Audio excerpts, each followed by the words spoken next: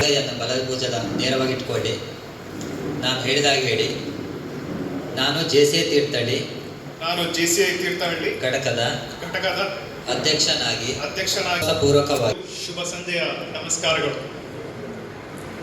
ವಲಯ 24ರ ಪ್ರತಿಷ್ಠಿತ ಘಟಕವಾದ ಜೆಸಿಐ ತೀರ್ಥಹಳ್ಳಿಯು ಸತತ 35 ವರ್ಷಗಳಿಂದ ವಿವಿಧ ವಿಭಾಗದಲ್ಲಿ ವಿವಿಧ ತರಬೇತಿಗಳನ್ನು ಈ ಸಮಾಜಕ್ಕೆ ನೀಡುತ್ತಾ ಹಲವಾರು ಯುವ ನಾಯಕರನ್ನು ಈ ಸಮಾಜಕ್ಕೆ ನೀಡಿದೆ. ಇಂತಹ ಸಂಸ್ಥೆಯ ಅಧ್ಯಕ್ಷನಾಗುವುದು ನನ್ನ ಪಾಲಿಗೆ ಒಂದು ಬಹಳ ಹೆಮ್ಮೆಯ ಹಾಗೂ ಭಾವನಾತ್ಮಕ ಸಂಗತಿಯಾಗಿದೆ. ಈ ಬಾರಿ ವಿಶೇಷವಾಗಿ ತರಬೇತಿ ವಿಭಾಗದಲ್ಲಿ, ವ್ಯವಹಾರ ವಿಭಾಗದಲ್ಲಿ ಮತ್ತು ಸಮುದಾಯ ಅಭಿವೃದ್ಧಿ ವಿಭಾಗದಲ್ಲಿ ಹಲವು ಕಾರ್ಯಕ್ರಮಗಳನ್ನು ಆಯೋಜಿಸಿದ್ದೇವೆ. ಈ ಎಲ್ಲ ಕಾರ್ಯಕ್ರಮಗಳಲ್ಲಿ ಜೆಸಿ ಸಂಸ್ಥೆಯು ಪೂರ್ವಾಧ್ಯಕ್ಷರ, ವಲಯ ಮಂಡಳಿಯ ಹಾಗೂ ಜೆಸಿ ಹಿರಿಯರ ನಿಮ್ಮೆಲ್ಲರ ಸಹಕಾರವನ್ನು ಕೋರುತ್ತಾ ಜೆಸಿ ತೀರ್ಥಹಳ್ಳಿಯ ಅಧ್ಯಕ್ಷ ಸ್ಥಾನವನ್ನು ನಾನು ಮನಃಪೂರ್ವಕವಾಗಿ ಒಪ್ಪುತ್ತೇನೆ.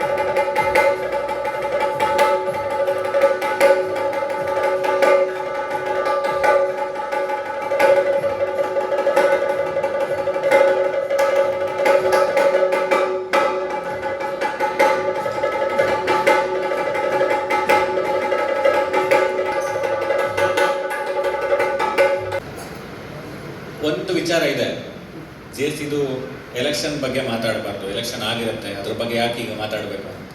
ಹೌದು, ಕರೆಕ್ಟ್. ಎಲೆಕ್ಷನ್ ಆದಮೇಲೆ ವಲಯದ ಎಲ್ಲ ಘಟಕಗಳು, ನಮ್ಮ ಘಟಕಗಳು, ಎಲೆಕ್ಷನ್ ಇದು ಸಪ್ರೇಟ್ ಪ್ರೋಸೆಸ್. ಆದರೆ ಎಲೆಕ್ಷನ್ನಲ್ಲಿ ನಮಗೆ ಬೆಂಬಲವಾಗಿ ನಿಂತವ್ರನ್ನ ಸ್ಮರಿಸೋದು ಸಹ ಅಷ್ಟೇ ಒಂದು ಅಗತ್ಯ ಅಂತ ನಾನು ನಂಬಿದ್ದೀನಿ.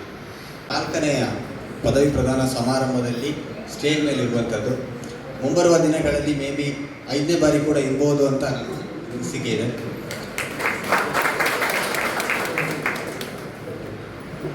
ವೇದಿಕೆ ಮೇಲೆ ಉಪಸ್ಥಿತರಿರುವಂತಹ ಗಣ್ಯರೇ, ಸಭಾಂಗಣದಲ್ಲಿ ನೆರೆದಿರುವಂತಹ ಗಣ್ಯರೇ, ಆಲ್ ಪ್ರೋಟೋಕಾಲ್ಸ್ ಅಬ್ಸರ್ವ್. ಆತ್ಮೀಯರೇ, ಏನಂತ ಹೇಳಿದರೆ ಜೆಸಿ ಇಡೀ ನಮ್ಮ ಒಂದು ವರ್ಲ್ಡಲ್ಲಿ, ವಿಶ್ವದಲ್ಲಿ ಯಾವುದಾದ್ರು ಏಕೈಕ ಸಂಸ್ಥೆ, ಸ್ವಾರ್ಥ ಸಂಸ್ಥೆ ಅಂದರೆ ನಮ್ಮ ಜೆಸಿ ಅಂತ ಹೇಳ್ಬೋದು. ಏನಕ್ಕಂತ ಹೇಳ್ತೀನಿ ಅಂದರೆ, ನಮ್ಮ ಜೆಸಿಯಲ್ಲಿ ಮೊದಲು ನೀನು ಬದಲಾಗು, ಆಮೇಲೆ ಸಮಾಜವನ್ನು ಬದಲು ಮಾಡುವನು. ನಮ್ಮ ಜೆಸಿಯ ಸಂಸ್ಥೆ ಏನಂತ ಹೇಳಿದರೆ, ಯುವಕರಿಗೆ ಲೀಡರ್ಶಿಪ್ ಕ್ವಾಲಿಟಿಯನ್ನು. ನಾನೊಂದು 2 ವರ್ಷ ಬಂದಿದ್ದೆ ಕಾರ್ಯಕ್ರಮಕ್ಕೆ. ಅಲ್ಲಿ ಕೂತ್ಕೊಂಡು ಕಾರ್ಯಕ್ರಮವನ್ನು ನೋಡಿ, ಊಟ ಮಾಡಿ, ಮನೆಯವ್ರ ಜೊತೆಗೆ ಹೋಗ್ತಾ ಭಾಳ ಚೆನ್ನಾಗಿತ್ತು ಅಂತ ಹೇಳ್ತಾ ಇದ್ದೆ. ಆದರೆ ಹೋಗೋಗಿ ಈ ವರ್ಷ ನನಗೆ ಮೇಲು ಕರ್ಕೊಂಡ್ಬಂದು ಕೂರಿಸ್ಬಿಟ್ಟಿದ್ದಾರೆ. ನಟೇಶ್ ಕಾಮತ್ ಅವರು ಸ್ಕೂಲಿಗೆ ಬಂದಿದ್ದರು. ನೀವು ಡಿಸೆಂಬರ್ 6ಕ್ಕೆ ಬರಬೇಕು, ನಮ್ಮದು ಪದವಿ ಪ್ರದಾನ ಕಾರ್ಯಕ್ರಮ ಇದೆ, ಚೀಫ್ ಗೆಸ್ಟ್ ಆಗಿ ಬರಬೇಕು ಅಂತ ಕೇಳಿಕೊಂಡು ನನಗೆ ಮುಜುಗರ ಆಯಿತು. ಯಾಕೆ ಕೇಳಿದ್ರೆ, ನಾನು ಅವ್ರಿಗೆ ಹೇಳಿದೆ ಬೇರೆ ನೋಡ್ತೀರಾ ಅಂತ 1 ನಿಮಿಷ ಟೈಮನ್ನು ತಗೊಂಡೆ. ಕೊನೆಗೆ ಅನಿಸ್ತು, ಅಭಿಮಾನದಿಂದ ಬಂದು ಕರೆದಾಗ ಇದನ್ನು ಒಳ್ಳೆ ಹೇಳೋದು ಹೇಗೆ ಹೇಳಿ, ಆಯ್ತು ಸರ್ ಖಂಡಿತ ಬರ್ತೀನಿ ಅಂತ ಕೂಡ ಹೇಳಿದೆ. ಯಾಕೆ ಹೇಳ್ತಿದ್ದೀನಿ ಕೇಳಿದ್ರೆ, ಅನುಭವ ಮತ್ತು ವಯಸ್ಸಿನಲ್ಲಿ ನಾನು ಕೂಡ ಚಿಕ್ಕವನೇ. ಆದರೆ ಯಾತಕ್ಕಾಗಿ ನನ್ನನ್ನು ಕರೆದಿದ್ದಾರೆ ಅಂತ ನನಗೆ ಇನ್ನೂ ಕೂಡ ಗೊತ್ತಾಗಿಲ್ಲ. ಈ ಮುಖ್ಯ ಅತಿಥಿಗಾಗಿ ಎಲ್ಲಿ ಅಭಿಮಾನದಿಂದ ಪ್ರೀತಿಪೂರ್ವಕವಾಗಿ ಈ ಕಾರ್ಯಕ್ರಮಕ್ಕೆ ನಾನು ಬಂದಿದ್ದೇನೆ. ಒಂದೇನು ಕೇಳಿದ್ರೆ, ನನಗೆ ಅನಿಸಿತ್ತು 2 ವರ್ಷದಿಂದ ಈ ಕಾರ್ಯಕ್ರಮಕ್ಕೆ 3 ವರ್ಷದಿಂದ ಬಂದಾಗ, ಹೌದಲ್ಲ ನನಗೂ 40 ದಾಟ್ಬಿಡ್ತಲ್ಲ, ಇದು ನನಗೂ ಇದರಲ್ಲೊಂದು ಸದಸ್ಯನಾಗುವಂಥ ಒಂದು ಅವಕಾಶ ಇತ್ತಲ್ಲ ಅಂತ ನಾನು ನನ್ನೊಳಗೆ ಅಂದ್ಕೊಂಡಿದ್ದೆ. ಆದರೆ ನನಗಿದ್ದ ಅವಕಾಶ ನಮ್ಮ ಮನೆಯವರಿಗೆ ಸಿಕ್ತು. ಜೂನಿಯರ್ ಜೆ ಸಿಯಲ್ಲಿ ನಮ್ಮ ಮಗಳಿಗೆ ಸಿಕ್ತು. ನಮ್ಮ ಮಗಳು ಜೂನಿಯರ್ ಜೆ ಸಿ ಇದರಲ್ಲಿ ತಮಿಳುನಾಡಿಗೆ ಜಾಸ್ಮಿನ್ ಇದಕ್ಕೆ ಹೋಗಿದ್ದು. ಬಂದಾಗ ಅನುಭವವನ್ನು ಹೇಳಿದ್ರು, ತುಂಬ ಚೆನ್ನಾಗಾಯಿತು, ಖುಷಿಯಾಯಿತು ಅಂತ ಹೇಳಿ. ಬಹುಶಃ ನಾನು ನಮ್ಮ ಮನೆಯವ್ರ ಹತ್ರ ಕೇಳಿಲ್ಲ, ಆದರೆ ನಾನು ಅಂದ್ಕೊಂಡಿದ್ದು ಹೆಂಗೆ ಕೇಳಿದ್ರೆ, ನಮ್ಮ ಮನೆಯವರು ಜೆ ಸಿಗೆ ಸೇರಿದ ಮೇಲೆ ಅವರ ಅಲ್ಲಿ ಒಂದು ವ್ಯಕ್ತಿತ್ವ ವಿಕಸನ ಆಗಲಿ ಅಥವಾ ಸಂಘಟನೆ ಆಗಲಿ ಎಲ್ಲವೂ ಕೂಡ ಬದಲಾದದ್ದನ್ನು ನಾನು ನೋಡಿದೆ. ಅಲ್ಲಿ ಕೆಲವೊಂದು ವಿಚಾರಗಳ ಬಗ್ಗೆ ಒಂದಷ್ಟು ಸಣ್ಣ ಪುಟ್ಟ ಇದಾಗ್ತಾ ಇತ್ತು. ನಾನು 2008 2007ರಿಂದಲೇ ಸಂಘ ಸಂಸ್ಥೆಯಲ್ಲಿ ಬಂದವನು. ಅವಳು ಯಾವುದನ್ನು ತೊಡಸ್ಕೊಂಡಿರಲಿಲ್ಲ. ಆದರೆ ಯಾವತ್ತು ಜೆ ಸಿಗೆ ಸೇರ್ಪಡೆಯಾದ ಅವಳು ನನ್ನ ಹತ್ರ ಬರೋಕ್ಕೆ ಸ್ಟಾರ್ಟ್ ಮಾಡಿದೆ. ಅಂದರೆ ಹಾಗಾಗಿ ನಾನು ಅಂದ್ಕೊಂಡೆ, ಬಹುಶಃ ಈ ಒಂದು ಸಂಸ್ಥೆಯಲ್ಲಿ ಇಷ್ಟೆಲ್ಲ ಇದೆಯಲ್ಲ ಅಂತ ಅಂದ್ಕೊಂಡೆ. ಮಗಳು ಸೇರಿಸ್ಬೇಕಾದ್ರೆ ಹೇಳಿದ್ರು, ಇಲ್ಲ ನಂಗೆ ಸೇರು ಹೀಗೆ ಅಂತೇಳಿ. ಒಂದೇನು ಕೇಳಿದ್ರೆ, ಒಂದು 2-3 ಪುಸ್ತಕಗಳನ್ನು ನಾನು ಜೆ ಸಿ ಬಗ್ಗೆ ಆಗಾಗ ಓದಿದ್ದೆ. ಇದು ಅಮೇರಿಕಾದಲ್ಲಿ ಹುಟ್ಟು 2013ರಲ್ಲಿ ಒಂದಿಷ್ಟು ಅಮೇರಿಕದ ಅಧ್ಯಕ್ಷರುಗಳು, ಬೇರೆ ಬೇರೆ ರಾಜ್ಯಗಳ ಶಾಸಕರುಗಳು, ಮಿನಿಸ್ಟರ್ಗಳೆಲ್ಲವೂ ಕೂಡ ಕೆಲವೊಂದಿಷ್ಟು ಜನ ಇದರ ಸಂಸ್ಥೆ ಎದುರಾಗಿದ್ದರು. ಬಹುಶಃ ನಾನು ಅಂದ್ಕೊಳ್ಳೋದು, ಅವರು ಈ ಜೆ ಸಿಯ ಸದಸ್ಯರು ಆದಮೇಲೆ ಮೋಸ್ಟ್ಲಿ ಆ ಹುದ್ದೆಗೆ ಅವರು ತಲುಪಲಿಕ್ಕೆ ಸಾಧ್ಯ ಆಯ್ತಲ್ಲ ಅಂತ ಕೂಡ ಅಂದ್ಕೊಂಡಿದ್ದೆ, ಗೊತ್ತಿಲ್ಲ. ಹಾಗಿದ್ರೆ ಒಂದು ವ್ಯಕ್ತಿಗೆ ಒಂದು ಹುದ್ದೆ ಗೌರವವನ್ನು ತಂದುಕೊಡುತ್ತೆ, ಅವನಿಗೆ ಆತ್ಮವಿಶ್ವಾಸವನ್ನು ತಂದುಕೊಡುತ್ತೆ, ಮತ್ತು ಅವನನ್ನು ಎಲ್ಲಿಗೂ ಕರೆದುಕೊಂಡು ಹೋಗುತ್ತೆ. ಬಹುಶಃ ನಾನು ಹೇಳೋದು, ಎಷ್ಟೋ ಜನ ನಮ್ಮಲ್ಲಿ ನಮ್ಮ ರಾಷ್ಟ್ರ ಮಟ್ಟದಲ್ಲಿ ನೋಡಿದಾಗ ಒಂದಿಷ್ಟು ಜನ ವ್ಯಕ್ತಿಗಳು ಹುದ್ದೆಗಳಿಂದ ಪರಿಚಯ ಆಗ್ತಾರೆ. ಆ ಹುದ್ದೆ ಇಲ್ಲಾಂದ್ರೆ ಅವ್ರು ಪರಿಚಯ ಆಗ್ತಿರಲಿಲ್ಲ, ಮುಳಿದೇಳಾಗ್ತಾರೆ. ಯೋಚನೆ ಮಾಡಿ, ಅದು ಯಾರು ಏನೋ ಬೇಡ. ಕೆಲವು ಜನ ವ್ಯಕ್ತಿಗಳು ಆ ಹುದ್ದೆಗೆ ಹೋದಾಗ ಆ ಹುದ್ದೆಯ ಪ್ರತಿಷ್ಠೆಯನ್ನು ಎತ್ತರಕ್ಕೆ ಹಾಕೊಂಡು ಹೋಗ್ತಿದ್ದಾರೆ. ಕೆಲವೊಂದು ಅಪಮಾನಕ್ಕೆ ಅಥವಾ ಅಪವಾದಕ್ಕೆ ಈಡಾಗಿ ಒಂದಿಷ್ಟು ಜನ ಅದರ ಗೌರವವನ್ನು ಕಳ್ಕೊಂಡ್ರು ಇದ್ದಾರೆ, ಇಲ್ಲ ಅಂತ ನಾನು ಹೇಳ್ತಾ ಇದ್ದೆ. ಆದರೆ ಈ ಜೆ ಸಿ ಅಂತ ಸಂಸ್ಥೆಗಳಿಂದ ಹೋದವರು ಬಹುಶಃ ಅತ್ಯುತ್ತಮವಾಗಿ ತಮ್ಮ ಕಾರ್ಯಭಾರವನ್ನು ನಿರ್ವಹಿಸಿದ್ದಾರೆ ಹೇಳೋದನ್ನು ನಾವು ಆಗಾಗ ಕೇಳಿದ್ದೀವಿ. ಹಾಗಾಗಿ ನನಗೆ ತುಂಬ ಖುಷಿಯಾಗಿದೆ. ಇವತ್ತೇ ನಮ್ಮ ಪದವಿ ಪ್ರದಾನ ಕಾರ್ಯಕ್ರಮ ಇದೆ. ಬಹುಶಃ ನಟೇಶ್ ಕಾಮತ್ ಅವರು ಅದೃಷ್ಟವಂತರು ಅಂತ ನಾವು ಗೊತ್ತಾ ಇದ್ದೀವಿ. ಯಾಕೆ ಕೇಳಿದ್ರೆ, ತಂದೆಯವರು ಅಲಂಕರಿಸಿದ ಹುದ್ದೆಯನ್ನು ಅಪ್ಪ ಅಮ್ಮನ ಎದುರುಗಡೆ ಮಗ ಅವರು ಅದೇ ಹುದ್ದೆಯನ್ನು ಪಡಿತಾರೆ ಅಂತಂದರೆ ಬಹುಶಃ ಅಂಥ ಅರುಣ್ ಕುಮಾರ್ ಅವರ ಸಾಹಿತ್ಯದಲ್ಲಿ ಕೌಶಲ್ಯಗಳನ್ನು ಅಭಿವೃದ್ಧಿಗೊಳಿಸಿಕೊಳ್ಳಬಹುದು, ತಂಡದ ನೇತೃತ್ವ ಕಲಿಯಬಹುದು ಮತ್ತು ತಮ್ಮೊಳಗಿನ ನಾಯಕನನ್ನು ಹೊರಗೆ ತೆಗೆದುಕೊಳ್ಳಬಹುದು. ನಾವು ನಡೆಸುವ ಪ್ರತಿ ಕಾರ್ಯಕ್ರಮ, ಪ್ರತಿ ಶಿಬಿರ, ಪ್ರತಿ ಸಾಮಾಜಿಕ ಇವೆಲ್ಲವೂ ನಮ್ಮ ವ್ಯಕ್ತಿತ್ವವನ್ನು ರೂಪಿಸುವ ಸಣ್ಣ ಹೆಜ್ಜೆಗಳು. ಸಮಾಜದಲ್ಲಿ ಬದಲಾವಣೆ ತರಲು ನಾವು ಮಾಡಬಹುದಾದ ಪರಿಣಾಮಕಾರಿ ಮಾರ್ಗಗಳನ್ನು ಜೆ ಸಿ ನಮಗೆ ಕಲಿಸುತ್ತದೆ. ಪರಿಸರ ಸಂರಕ್ಷಣೆ, ಆರೋಗ್ಯ ಕಾರ್ಯಕ್ರಮಗಳು, ಶಿಕ್ಷಣ ಬೆಂಬಲ, CSR ಯೋಜನೆಗಳು ಇವೆಲ್ಲವುದರ ಮೂಲಕ ನಾವು ಸಮಾಜಕ್ಕೆ ದೀಪವಾಗುತ್ತೇವೆ. ಮಾನವ ಸಂಪತ್ತೇ ಜಗತ್ತಿನ ಶ್ರೇಷ್ಠ ಸಂಪತ್ತು. ಯುವ ಜನತೆಯಲ್ಲಿ ವ್ಯಕ್ತಿತ್ವ ನಿರ್ಮಾಣ ಮಾಡಿ ಸಮಾಜಕ್ಕೆ ಕೊಡುಗೆಯಾಗಿ ನೀಡುವುದಾಗಿದೆ.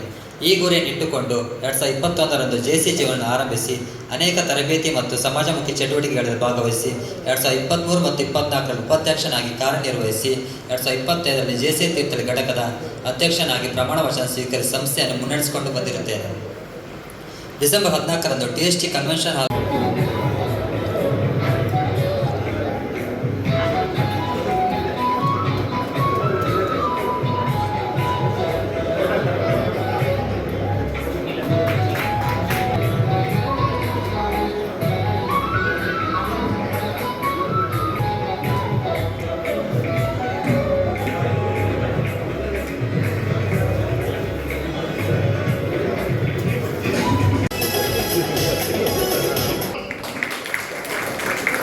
ಜೆಸಿ ಸ್ವಾಗತ್ KN ಖಜಾಂಚಿ 2026.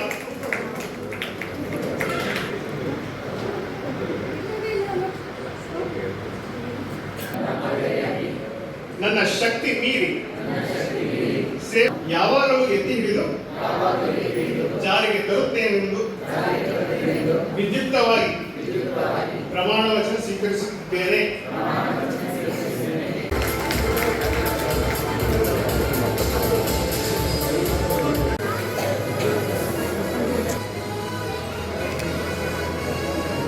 ಅಧ್ಯಕ್ಷತೆಯನ್ನು ವಹಿಸಿದಂತಹ ಚುನಾಯಿತ ಅಧ್ಯಕ್ಷರು 2026 JC ನಟೇಶ್ ಕಾಮತ್ ಅವರಿಗೆ ತುಂಬ ಹೃದಯದ ವಂದನೆಯನ್ನು ಸಲ್ಲಿಸಲಿಕ್ಕೆ ಇಷ್ಟಪಡ್ತೇನೆ.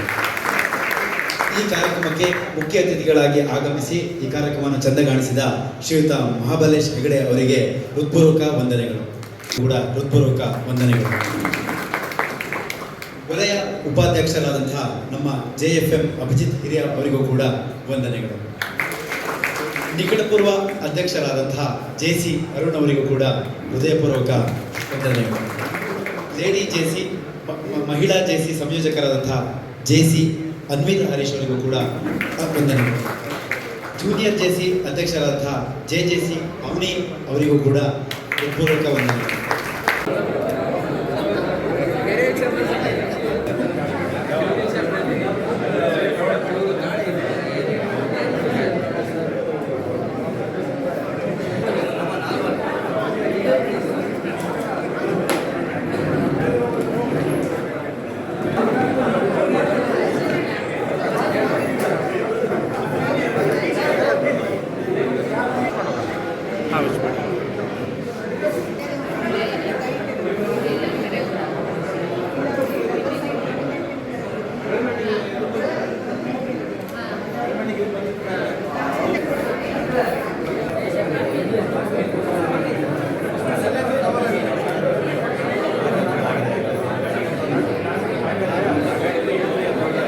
ಜನವರಿ ನಾಳೆಯಿಂದ ಇತ್ತು ಇಂದೋಯ್ತು ಸರ್. ಹೌದಾ? ಹೇಳಿ ಸರ್.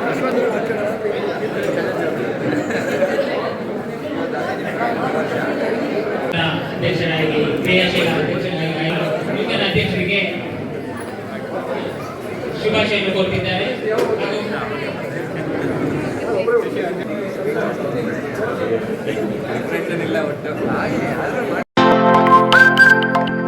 ನಮ್ಮೂರ್ ಎಕ್ಸ್‌ಪ್ರೆಸ್ ನಿಮ್ಮ ಸುದ್ದಿಯ ಜೊತೆಗಾರ.